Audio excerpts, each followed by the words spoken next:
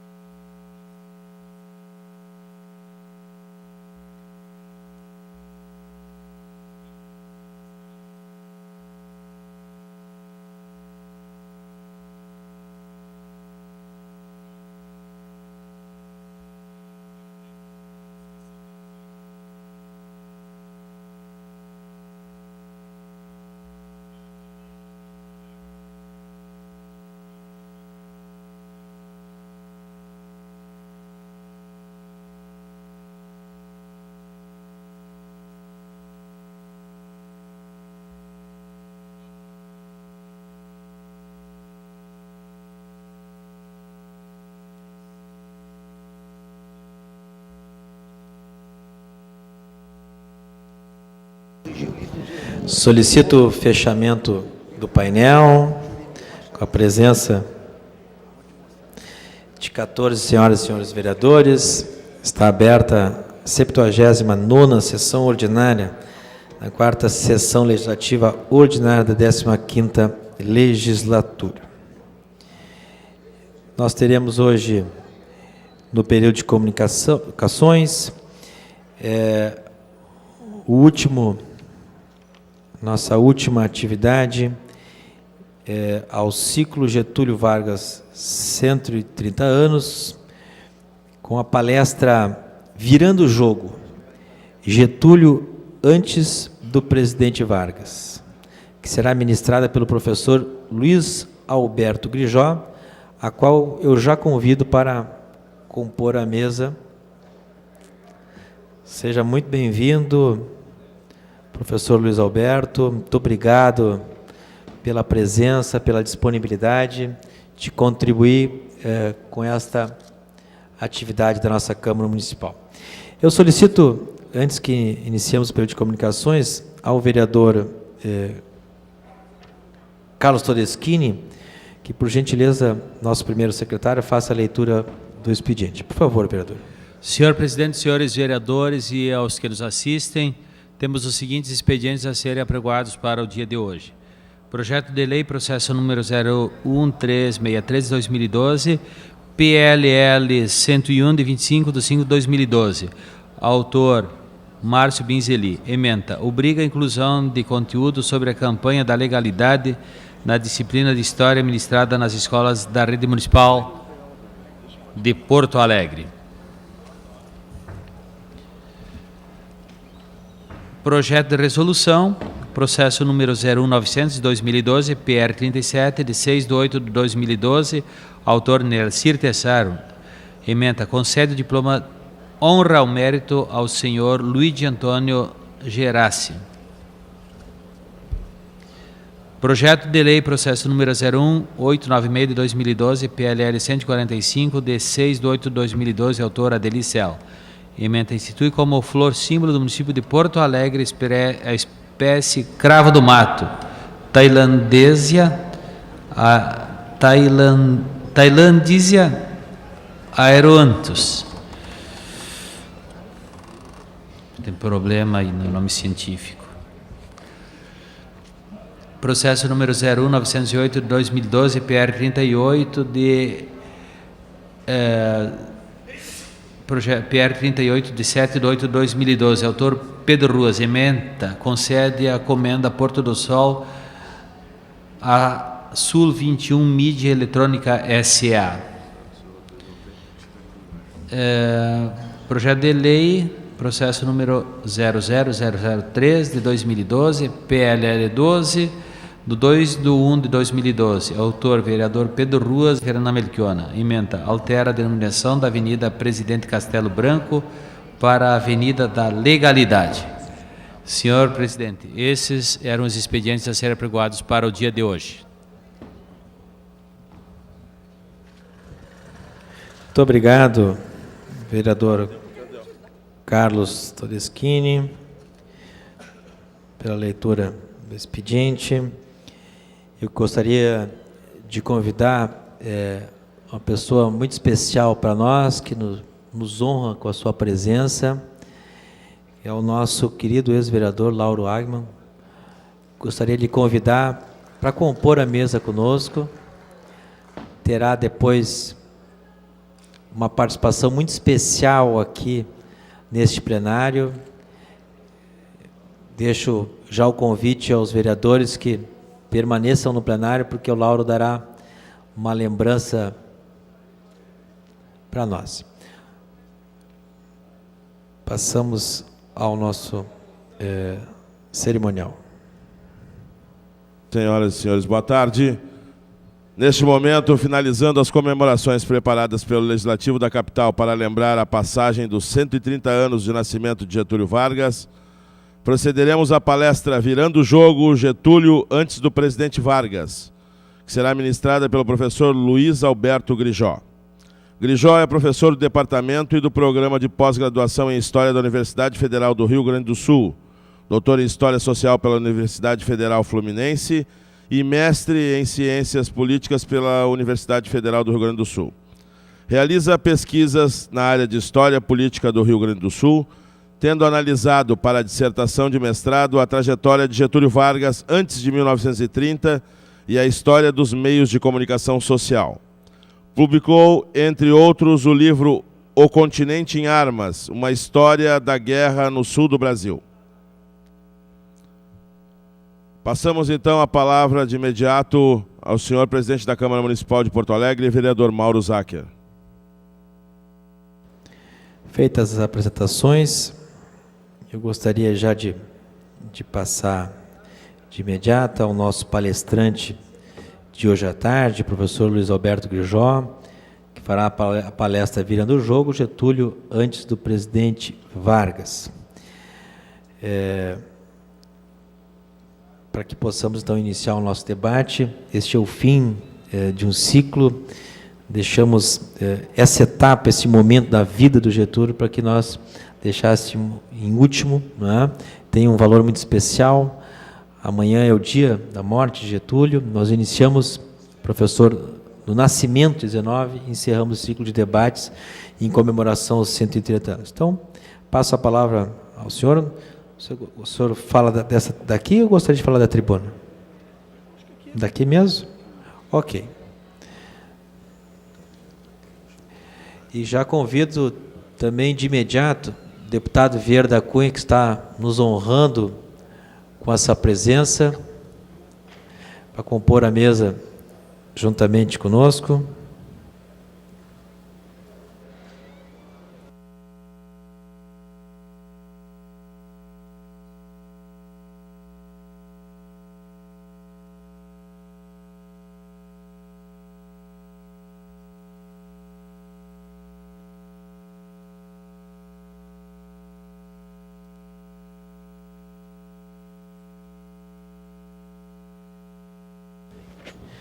Por favor, então, professor. Bom, alô, antes de mais nada, eu gostaria de agradecer ao convite feito para participar desse evento, né, agradecer a presidência da Câmara, ao coordenador da Assessoria de Comunicação Social, o Milton Gerson, que me fez o convite, né, e a todos os presentes que estão aqui, né, os senhores vereadoras e o público em geral, né. Eu vou, então, começar a minha exposição a respeito de Getúlio Vargas, que é um dos rio-grandenses mais conhecidos, ou melhor, disparadamente o mais conhecido de todos os tempos, a partir de agora, né? Mas devo desde logo dizer que, como um profissional acadêmico da área de História, Mesmo que Getúlio tenha tido todo esse reconhecimento social em vida e ainda hoje, como esse mesmo evento demonstra, né, ele é para nós um simples objeto de estudo na academia. Digo isso para ressaltar que a perspectiva dessa apresentação passa totalmente ao largo dos posicionamentos político-partidários nacionais que ontem e ainda hoje as referências a Getúlio Vargas despertam. Ele é provavelmente o brasileiro mais biografado da história. Ainda por esses dias tivemos, com grande estardalhaço midiático, outro lançamento editorial do tipo a seu respeito. Quando analisei a sua trajetória em minha dissertação de mestrado, uma das principais preocupações do trabalho foi marcar uma distinção básica. Eu não faria mais uma biografia de Getúlio, mas me utilizaria das biografias já escritas, como de uma série de outros materiais, como memórias e afins, como fontes de dados para fazer o meu estudo, a minha pesquisa. E, nesse sentido, eu fiz uma crítica documental, cujos resultados, muito sinteticamente, eu gostaria de compartilhar com vocês agora. Sejam quais forem as motivações ou as características específicas dos relatos de histórias de vida, ou seja, de biografias, de memórias ou assemelhados, todos seguem um padrão único que denomino, me apoiando em estudos de Pierre Bourdieu, de archételos. O sociólogo francês ressalta que os produtos culturais que compartilham a ilusão biográfica, ou seja, a noção corrente de que uma vida se organiza como uma história no sentido de narrativa, são compostos a partir de uma visão arbitrária que tem por pressuposto que o desenrolar de uma vida se dá segundo uma ordem cronológica que é também uma ordem lógica. Desde um começo, uma origem, no duplo sentido de ponto de partida, de início, mas também de princípio, de razão de ser, de causa primeira, o que eu chamo de arche, até seu fim, que é também um objetivo, uma realização, um telos. Isso se aplica tanto para os casos nos quais os objetos enfocados, que podem ser agentes individuais, pessoas, né, enfim, ou coletivos, instituições, são apresentados de forma favorável, quanto para os casos em que são apresentados de formas desfavoráveis, né?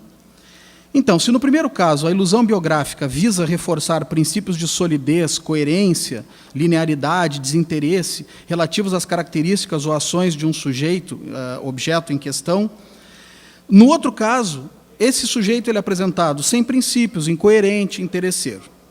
Em ambos os casos, porém, essas concepções essencialistas, metafísicas e lineares estão presentes, pois os caracteres atribuídos ao sujeito continuam sendo apresentados como essências a ele fixadas, desde a origem para sempre, ou seja, como um arche relacionado a um telos.